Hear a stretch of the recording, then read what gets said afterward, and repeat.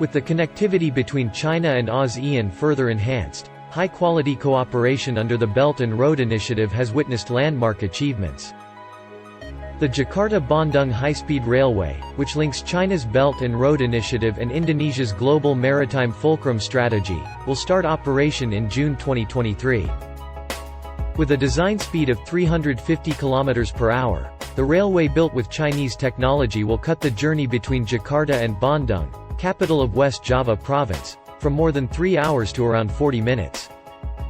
It is expected to boost economic growth and regional connectivity to achieve common development and prosperity.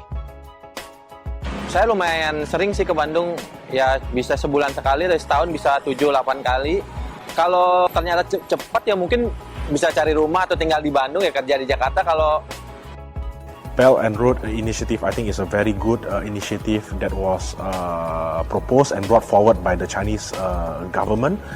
So I think this is a two-way kind of partnership where the Chinese government and businesses are bringing new technology and new knowledge to their partners and their neighbors.